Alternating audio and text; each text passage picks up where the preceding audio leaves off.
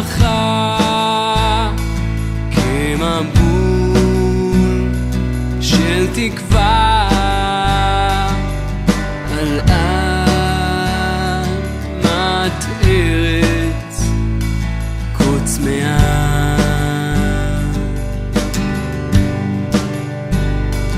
בהלל ותפילה שתשבור כל חומה. Shabbat Shalom a todos que nos acompanham, a todos que estão ligados aí pelo chat, a todos que estão nos acompanhando pelo YouTube, pelo Facebook, a toda a nossa congregação aqui de Franca, a todos aqueles que estão ligados, que não estão fora de Franca. Eu tenho recebido aqui já mensagens da Emília, de Portugal, Fernando, Evelyn, pessoal de Santa Catarina, a todos que estão conectados aí, que Hashem, o Todo-Poderoso, possa ser convosco. Amém? Essa semana, nós temos uma porção dobrada, dupla. Esse ano, encontram-se duas parashiot, que é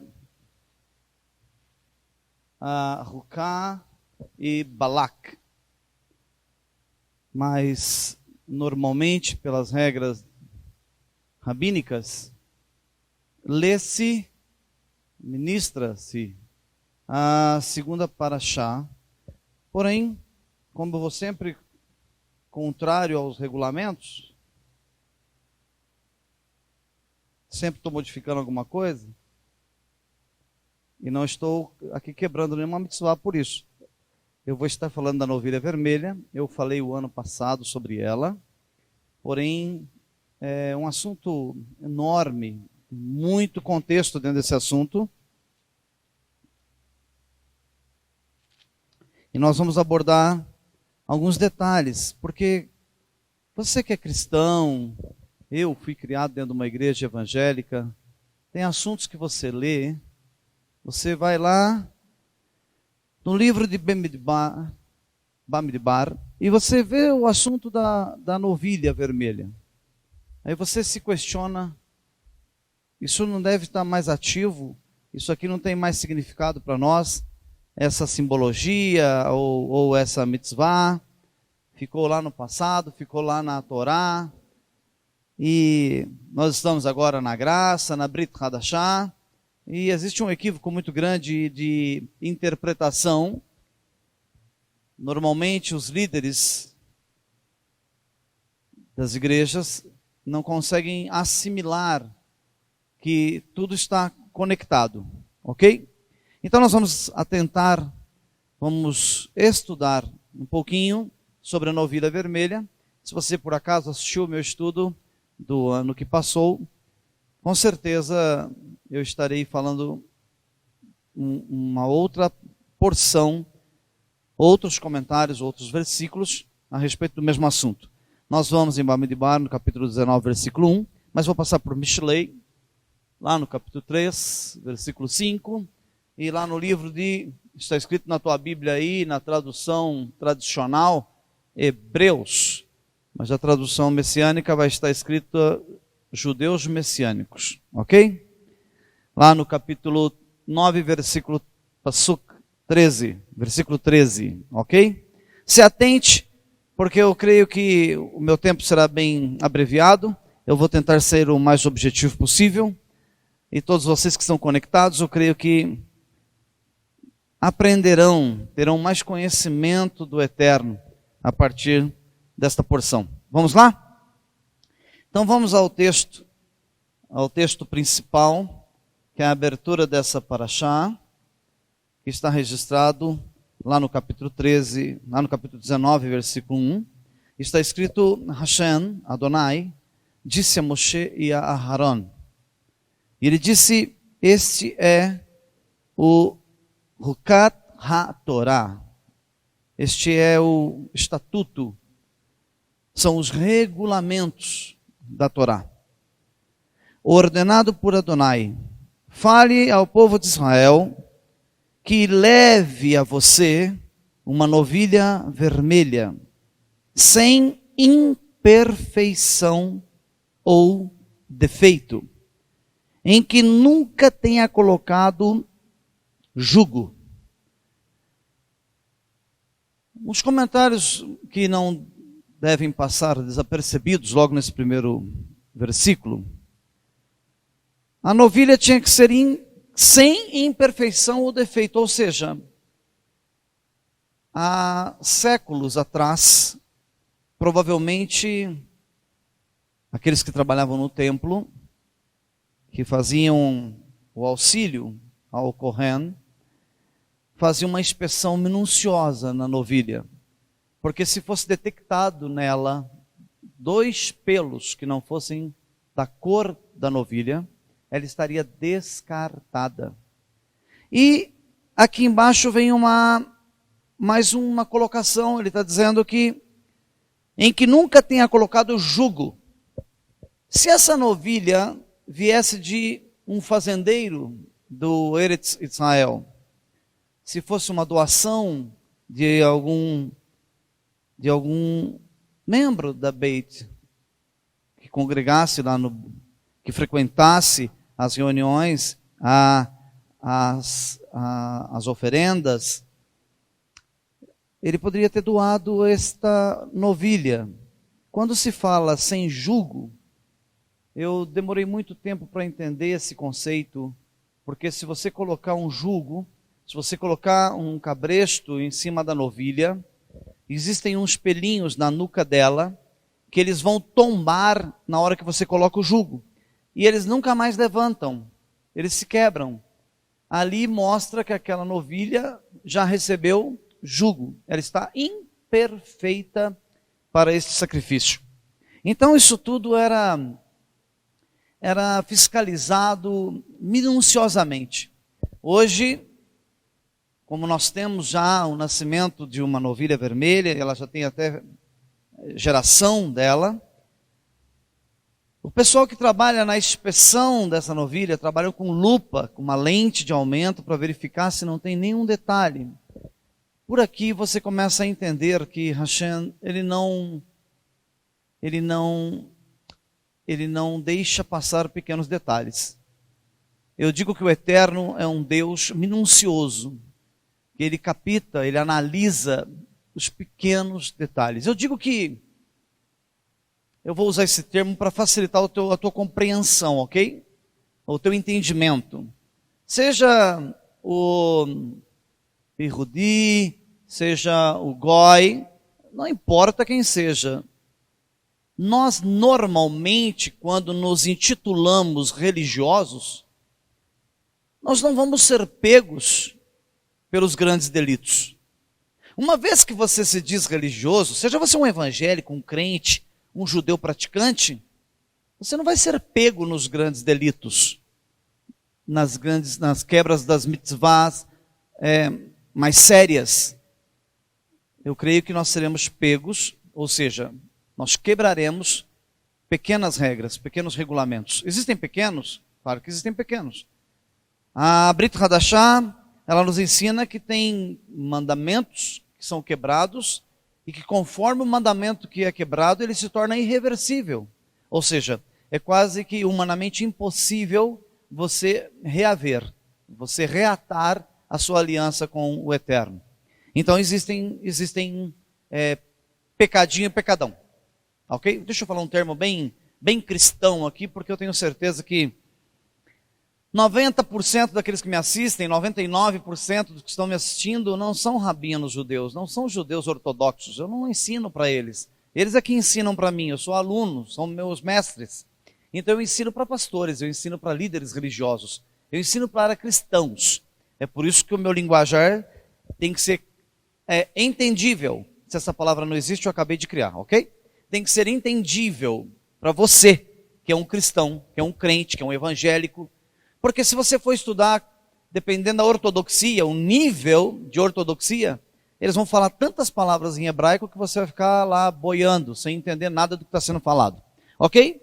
Então eu tento me expressar da melhor forma, da forma mais simples possível, para que você venha compreender o texto e o estudo, ok? Então você já teve uma noção, mesmo que superficial. Claro que se nós fôssemos entrar aqui em detalhes, você pode ter certeza que somente falar da novilha vermelha tomaria um seminário de horas, talvez semanas.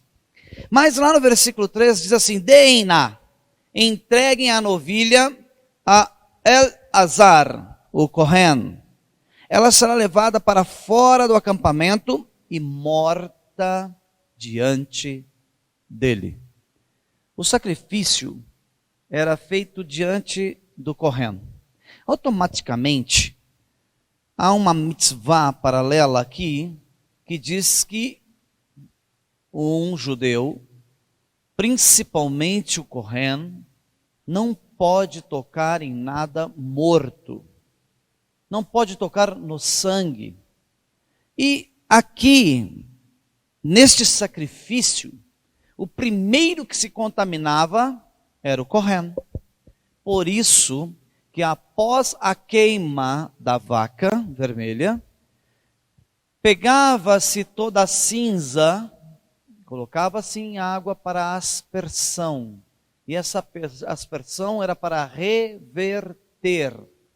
reverter a contaminação de quem esteve próximo àquele sacrifício. Então tudo tem um porquê. Nada é feito por acaso. Tudo tem uma explicação lógica, cabível. Tem um segredo aí, mas existe uma explicação, ok? Vamos em frente, vamos lá. Ainda, Bamidbar, capítulo 19, versículo 2. Deixa eu mostrar uma coisa para você muito importante. Você que veio aí de igrejas evangélicas, você que veio de um sistema cristão, você se perde muito em alguns conceitos. Eu vou tentar abrir a tua mente um pouquinho hoje, para que você comece a compreender alguns conceitos da Torá. Diz assim, Bamidbar, capítulo 19, versículo 2, está escrito da seguinte forma: este é o estatuto, é o regulamento, é a Rukat da Torá. Então, o plural de Rukat é Rukin. Nós colocaremos então, a tradução de Rukin é regulamentos, porque está no plural. Agora vamos entender o que é um Rukin. O que é sacrificar uma novilha vermelha? Por que ela não podia ser preta? Manchadinha de branca? Marrom? Por que ela não podia ser cinza? Ou qualquer uma outra cor? Então tem detalhes. E por que sacrificar uma novilha vermelha e queimá-la até que se torne cinzas? E por que pegar a cinza e dissolver essa cinza em água? E por que aspergir? Então são detalhes riquíssimos que é praticamente impossível numa ministração de Shabat ou num serviço você explicar todos esses detalhes, ok? Então eu fiz aqui da forma mais simples possível. Então vamos lá, Rukin são estatutos no plural, mas também Rukin não testam não testa a nossa compreensão. Quando o Eterno ele determina um regulamento, ele não está preocupado se você vai compreender esse regulamento. Ele não está preocupado se você entendeu o porquê do sacrifício, da queima e das cinzas. Ele simplesmente ordena. Isso é um Rukin. Não há necessidade de compreensão. É lógico que existem estudos rabínicos de séculos, séculos e séculos. É claro que muitos se aproximam, muitos tentam desvendar esse segredo. É claro. Tem dezenas e dezenas de estudos sobre isso, livros e livros sobre isso. Porém, ele não vem testar. Um Rukin, um regulamento, não vem testar a tua compreensão. Se você compreendeu, amém, faça.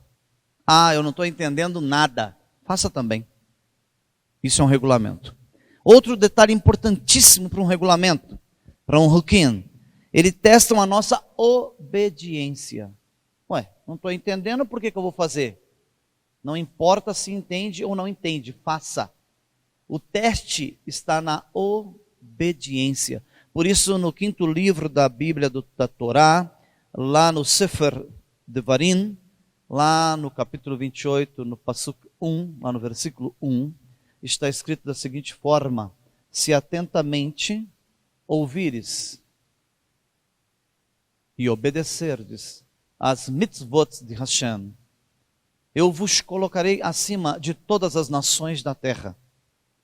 Vocês serão acima de todas as nações da terra. Ouça que lá está escrito: se vocês atentamente ouvirem e obedecerem. Se você quisesse modificar o texto de Ruquim, então eu teria que escrever lá assim. Se você não concordasse com o conceito de Ruquim, eu tinha que escrever lá assim. Eu tinha que modificar aquele texto, eu tinha que escrever lá assim: se vocês ouvirem, entenderem e obedecerem. Não, o Eterno foi mais objetivo.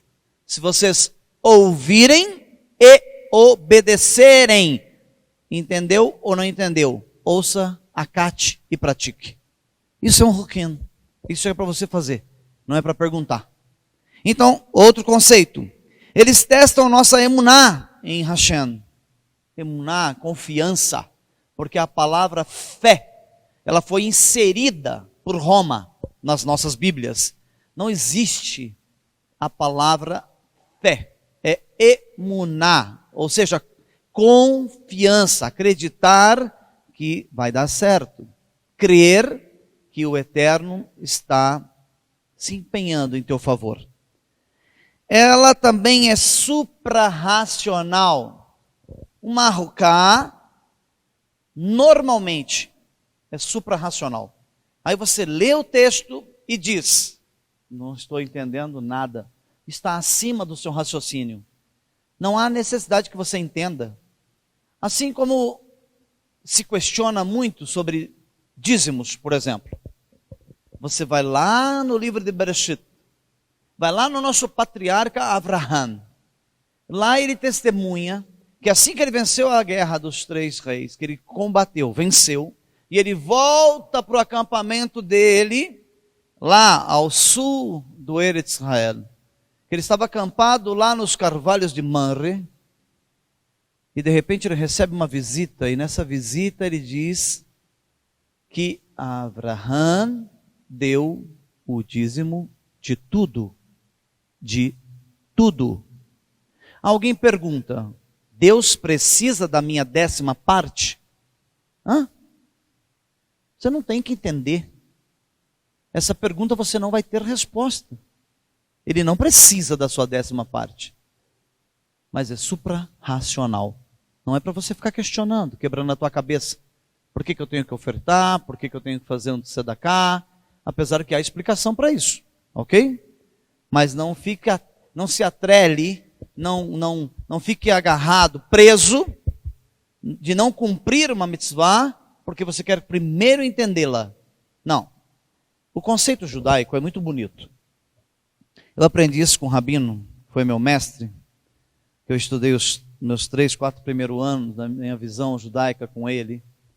Ele me disse que um conceito judaico, um dos mais perfeitos, são muitos, mas o judeu ele luta para ser,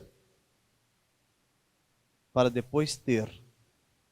O nosso conceito cristão, evangélico, é primeiro ter, para depois ser. Então o que o judeu, ele não espera ter para fazer, ele faz, para depois, quem sabe, ele ter. Já no nosso conceito cristão aqui, nós somos meio perdidos na história. Você se atrai por campanhas tipo: vem, a porta aberta, campanha da prosperidade, você vai ter prosperidade, carros bons, casa boa, um salário altíssimo. Aí eu ouço um cristão dizer o seguinte: quando eu tiver, eu faço. Conceito errado. Mentira. Quanto mais o Eterno te der, mais avarento e mentiroso você vai ser. Se você não tem quando não tem, como é que vai? Se você não dá quando não tem, como vai dar quando estiver sobrando? Esse conceito é lindo. Então você tem que ser para ter, e não ter para ser. Isso aqui vem de acordo com o que é suprarracional. Faça e aguarde o resultado. Também, o ruquim é confiar, mesmo, ter emuná, mesmo quando aquilo parece não ter sentido. Não vejo sentido para isso. Eu vou ser bem calmo, bem educado, que eu sei que tem muitas pessoas assistindo. Vou ser bem fino, para não ofender ninguém. Quando você lê um conceito, uma ruká, um ruquim, faz e fica quietinho, cala a tua boca. Já é ruim para fazer o que entende. O que não entende você não vai fazer nunca. Então faz aí, tenta fazer. Você tem um povo difícil, é o goi. Deve ter muito judeu difícil também, mas outra povo difícil é o gentil. Misericórdia. Tem que clamar a Hashem para esse povo acordar, abrir os seus olhos espirituais. Como é difícil você convencê-los da Torá, convencê-los dos estatutos, das ordenanças e das mitzvot. É muito difícil, a mente é muito fechada. Mas permita que você comece a entender. Lá no livro de Mishlei, lá no capítulo 3, versículo 5, dá uma olhada aqui. Confie em Adonai de todo o seu coração. Aqui está dizendo de todo o seu coração. Plenitude. Confie de toda a plenitude. Não fique abas, assim, arestas abertas, duvidando. Será que é? Será que não é? Será que isso aqui está? Será que pode? Será que não pode? Confie de todo o seu coração. Não dependa do seu próprio entendimento. Porque por vezes somos leigos, cegos, não compreendemos e às vezes não praticamos por todos esses defeitos que nós acumulamos, por todas essas falhas que nós acumulamos. Então Mishlei está dizendo aqui, confie em Adonai de todo o teu coração. Aquilo que vier à mão, faça. Não fique esperando, faça. Não fique procurando muito entender, primeiro faça.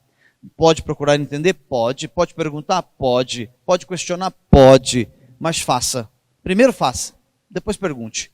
Esse é um conceito divino, ok? Para nós, para que entendamos o que Hashem quer de nós. Ainda em Bamidbar, eu estou sempre repetindo o título principal, que é a primeira frase da Parashá. Olha que interessante.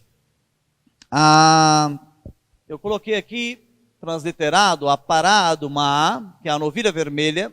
As suas cinzas eram usadas para o Midei Nidá, que é nada mais, nada menos, que a tradução dessa palavra é águas de separação.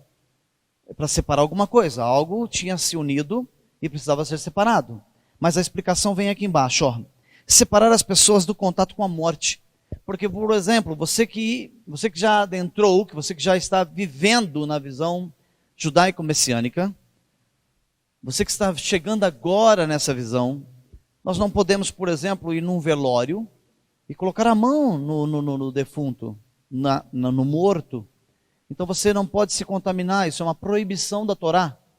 E nesse caso aqui, que essas são as águas de separação, o contato com a morte tinha sido cometido por quem? Pelo Kohen. Agora, você poderia perguntar o seguinte, por que não pôs um auxiliar lá, um ajudante? Porque já que o Kohen não pode tocar em nada que é morto, por que não pôs um auxiliar para tocar, assim o Kohen não se contaminava? Supra-racional. Tem coisa que não é para eu e você entender, talvez ainda. Então, as águas de separação, Ramei Nidá, essas águas era para separar as pessoas do contato com a morte. Pois o sacerdote executava o serviço. O que executava? Aquele que estava executando, que na frente dele, ela tinha que ser sacrificada, ela tinha que ser queimada, e ele tinha... Nós acabamos de ler o texto principal. O Razan leu o texto aqui, na Torá, fez o papel aqui de Olê também, ele leu o texto e disse que o Kohen tinha que ficar de frente ao sacrifício até que o fogo se apagasse, até que terminasse, até que sobrasse só as cinzas do animal. E com isso, com essa proximidade, com essa execução que ele fazia, automaticamente pelas escrituras, ele era o primeiro que se contaminava. E já que existe uma mitzvah que não podia nem tocar em cadáver, em sangue, então o Kohen era o primeiro a se contaminar. Essa água nada mais era para fazer essa separação dessa contaminação, separar a santidade que o Kohen carregava em si, consigo, daquela contaminação que ele teve. Então tudo tem um porquê, tudo tem um segredo, ok? Então o sacerdote que executava o serviço, ele seria contaminado. A contaminação levava o sacerdote a estar separado. Por aquele momento, ele ficava desconectado de Hashem. Uma vez que ele se contaminava, significa que naquele momento, essa contaminação, eu vou traduzir para uma linguagem mais simples. Naquele momento ele estava em pecado. Ok? O que é uma contaminação? Alguém tem uma palavra mais simples? Não, não tem mais simples. E naquele momento ele estava em pecado, estava contaminado, ele foi separado do Altíssimo. Como que o sacerdote, que estava fazendo a execução, que estava fazendo o serviço, um mandamento de Hashem, como que ele se separava do Eterno.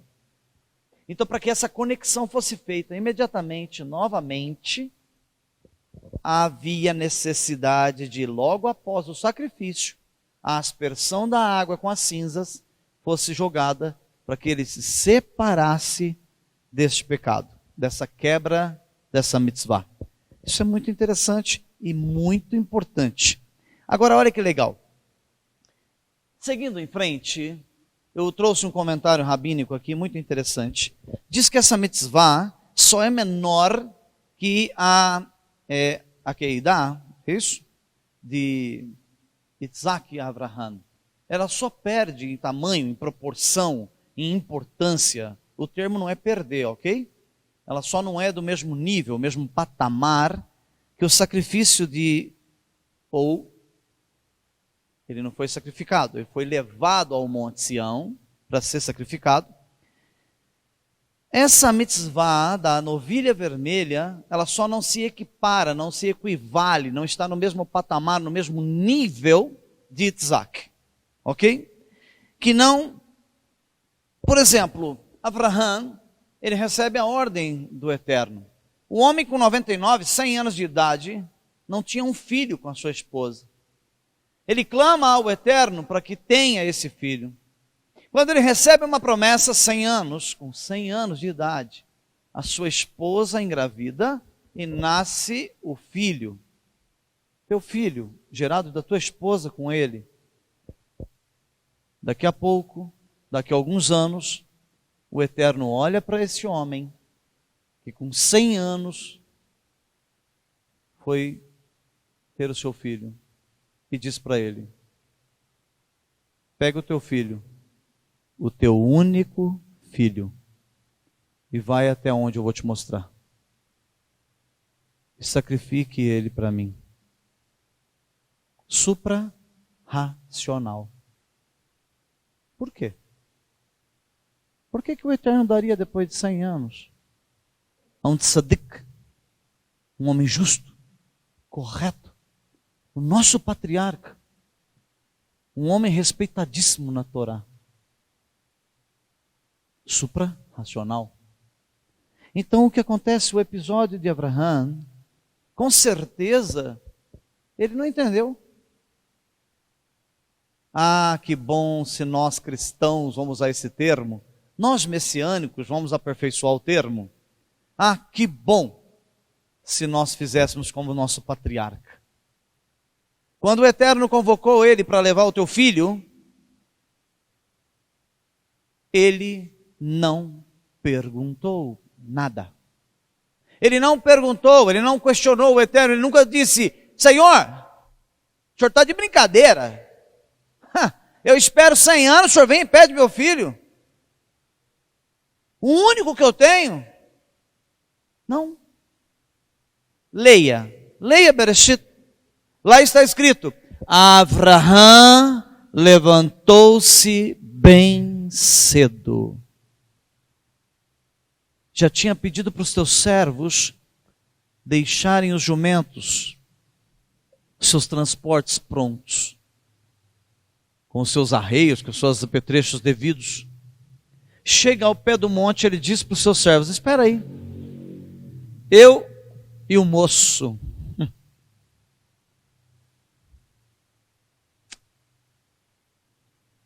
subiremos. Não precisa entender. Tem gente que fica jogando para frente, fica prorrogando a vontade do Eterno. Ele está dizendo, faça. E você fica perguntando, questionando, por quê? Por que o Senhor escolheu a mim? Por que sou eu? Por que tem que ser agora? Por que tem que ser desse jeito? Por que tem que ser dessa cor, dessa forma? Por que tem que ser nesse lugar? Por que tem que ser essa hora? Por que o Senhor me chamou? Por que o Senhor não chamou outro? Ei! Abraham, chama teu filho com os seus servos. Chega ao pé do monte, ele ainda diz aos servos, esperem aqui, porque eu e o moço subiremos, adoraremos e retornaremos. Quando chega lá em cima, no percurso, o moço olha para o pai carregando o fecho de lenha nos ombros e diz, pai, eu não estou entendendo, suprarracional, eu não estou entendendo, papai. O que foi, filho? Eu estou aqui, estou carregando a lenha, ó. O senhor está aí com fogo. O senhor está aí com o cutelo para o sacrifício. Eu não vi o senhor trazendo o cordeiro. Eu não vi o senhor preparando o cordeiro. Estamos subindo o monte para o sacrifício. Eu não estou entendendo. Supra-racional. Conceito da novilha vermelha. Você não tem que perguntar e não precisa entender. Abraham, na sua sabedoria, em que Hashem deu para ele, ele responde assim para o menino: Hashem preparará para si o cordeiro. Suprarracional. Quer ser bem sucedido na tua vida? Não questione, faça. Você tem um chamado? Faça. Ele te convocou? Vá. Covardes o mundo está cheio. Tem covardes gentios, tem covardes judeus, tem covarde de tudo quanto é cor, ano e modelo. Santo, só teve um que pisou nessa terra. Perfeito? Nenhum. Então não adianta ninguém bater no peito e dizer, sou mais santo, menos santo. Eu posso acreditar que tem gente que tem mais conhecimento e outros tenham menos conhecimento. Uns guardam mais mitzvot do que outros, uns têm mais temor e respeito por Hashem do que outros, mas perfeito? Impossível. Ok? Tivemos alguns aí, né, que foram trasladados, talvez aqueles alcançaram a perfeição, né? Talvez. Então eles não entenderam. Abraham não entendeu. Teu filho também não. Nem por isso pararam no percurso, nem por isso deixaram de fazer a viagem, nem por isso deixaram de subir o monte. Ok? Então, esse conceito, ele representa as cinzas de Isaac. Ou seja, Isaac subir o monte com seu pai Abraham, nada mais é do que estava predizendo o sacrifício do Mashiach, do cordeiro que também subiu o monte com o madeiro em suas costas. Se nós formos lá no livro dos judeus messiânicos, está correlacionado. Nós temos aqui uma midrash, está ligado diretamente, porque tem gente que não entendeu ainda o que é uma Brit Hadashah, o que é um Novo Testamento. Que de novo não tem nada. Quem colocou o nome de novo foi Roma, ok?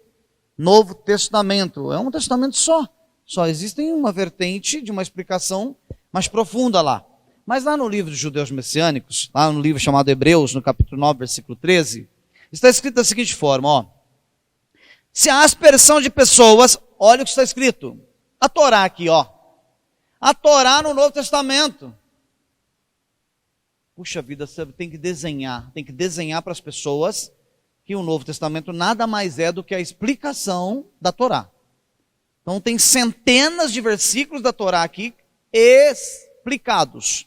Então vamos explicar o que está acontecendo aqui com a novilha vermelha. Lá em Bamidbar 19:2, está sendo explicado aqui no livro de Hebreus 9:13. Vamos lá? Vamos ver se é isso mesmo? Olha o que está escrito em 9:13. Se a aspersão de pessoas cerimonialmente impuras com o sangue de bodes e touros e as cinzas de uma novilha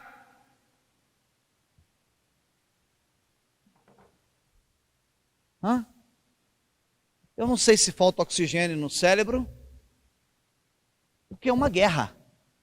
É uma guerra. Tem gente que não lê a Brit Hadashah porque acha que isso aqui é um livro que tem pecado, que está fora do contexto. Oi! É a Torá que está aqui. É só ler. É só pegar e ler o texto. Aqui está falando da novilha vermelha. Está falando da aspersão com a contaminação. Está falando de correndo. Está falando do que aqui? Está falando de gentil? Gentil nunca sacrificou uma novilha vermelha. Gentil nunca foi correndo. O que está falando? Então eu não sei se essa desconexão... tá bom, já entendi. Hashem já me deu a luz. Já entendi. Estava escrito, né? Estava escrito. Então é para ter mesmo essa controvérsia, é para ter mesmo esse impasse, é para ter mesmo, é profético, não é? Amém. Foi o próprio Eterno que fez isso, né? Então tá bom. Então vamos voltar para cá. Se há aspersão de pessoas cerimonialmente impuras, quem que é uma pessoa cerimonialmente impura? É o cara que está sacrificando bode? Para os sopros contaminados? Aqui está falando disso aqui? Aqui está falando de bruxaria? Não. Aqui não está falando desse tipo de contaminação. Aqui não está falando disso. Só se contamina aquilo que é puro. Não se contamina o que está perdido. Quem está perdido nas trevas? Fazendo sacrifício de bodes. Oferecendo às trevas, aos sopros contaminados, às entidades, demônios. Tá bom? Deixa eu falar uma linguagem mais simples, tá bom? Oferecendo a demônios. Essa é uma linguagem que você entende, né? Quem está oferecendo a demônios já não está sendo impuro, ele já é impuro. Ele não está cometendo impureza, ele já é impuro. Quem é sujo? Surte-se mais ainda, já está sujo. Mas o que está escrito aqui no livro de Hebreus? O que está escrito aqui? Aqui está falando do correndo, aqui está falando daquele que está limpo, ó. Se a aspersão de pessoas cerimonialmente impuras com o sangue de bodes e touros e cinzas de uma novilha, e as cinzas, olha lá, ok? Não é as cinzas de uma novilha restauravam-lhe a pureza exterior.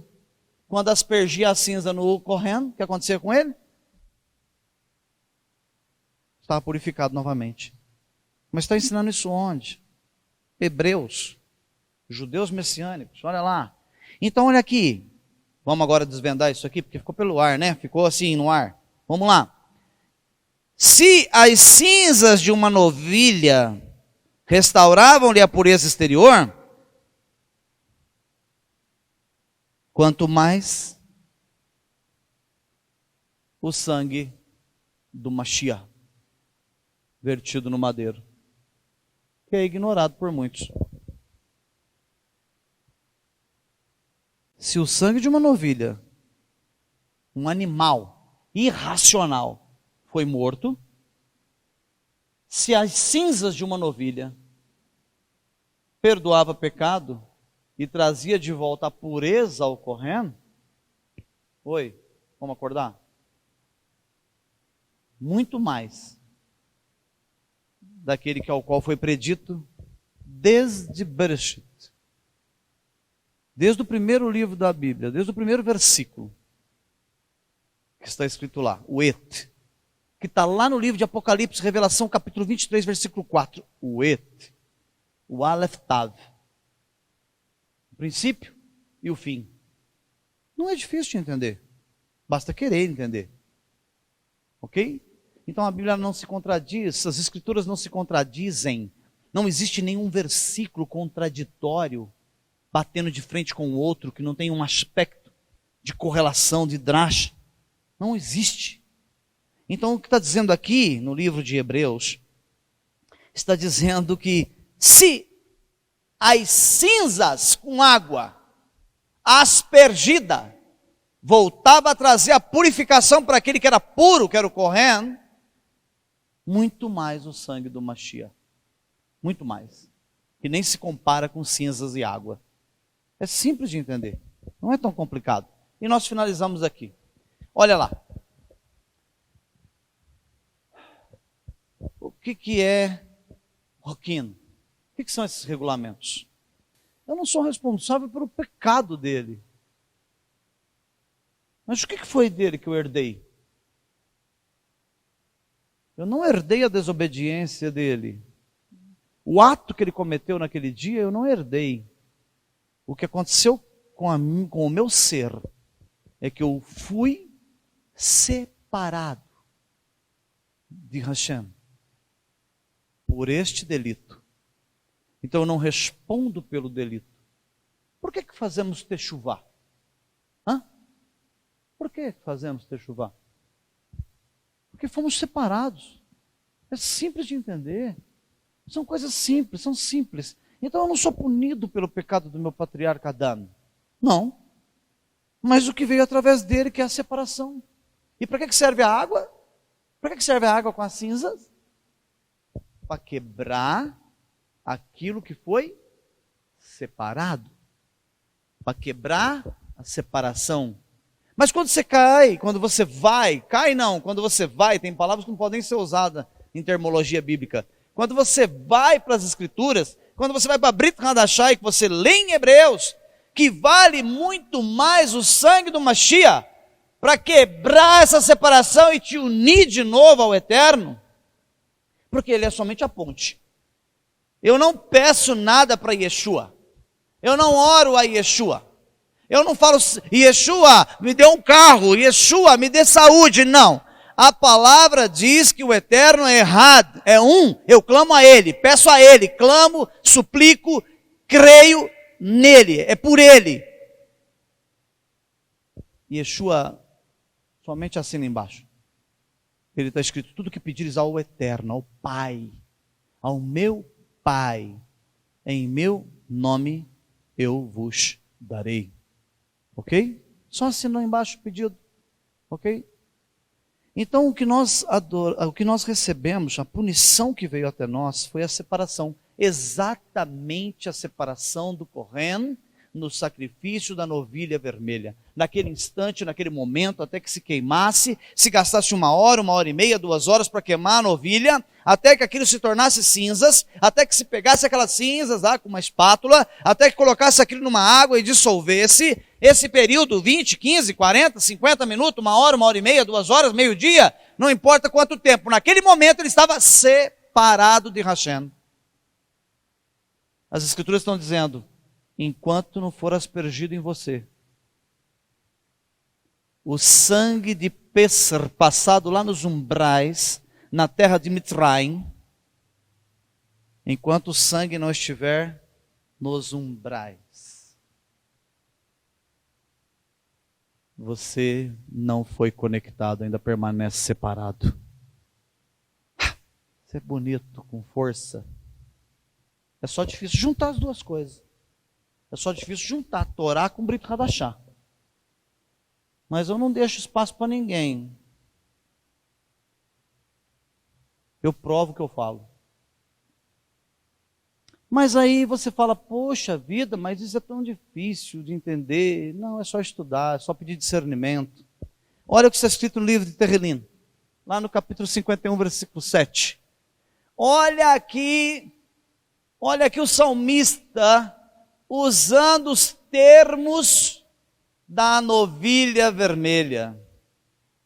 O salmista diz assim, Hashem, purifica-me com o isopo. O isopo é a aspersão, a água com a cinza.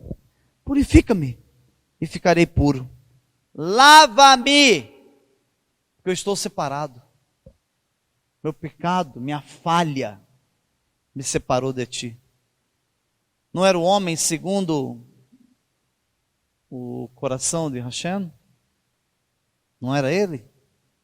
E ficarei mais branco que a neve. É o conceito de religar.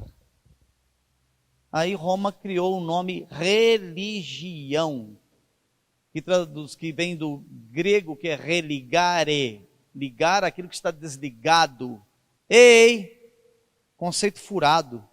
Religião não liga ninguém a lugar nenhum. Esquece o conceito religare.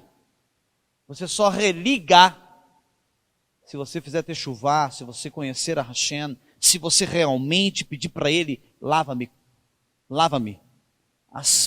venha aspergir em mim a água com a cinza da novilha vermelha. Venha aspergir em mim, vamos trazer uma linguagem atual, tem gente aí que não está entendendo. Venha aspergir em mim o sangue vertido no madeiro pelo Mashiach. Venha aspergir em mim, que vale muito mais do que a água com as cinzas da novilha vermelha. É perfeito. Se você entendeu, você está percebendo que é perfeito. As Escrituras não deixam meio termo. Ela é completa. Ela é suficiente por si só. E que o Hakadosh Baruch Hu venha fazer com que você compreenda, que haja discernimento em seu ser, para que aquilo que você ler, para aquilo que você ouvir, você venha compreender a Torá do Eterno.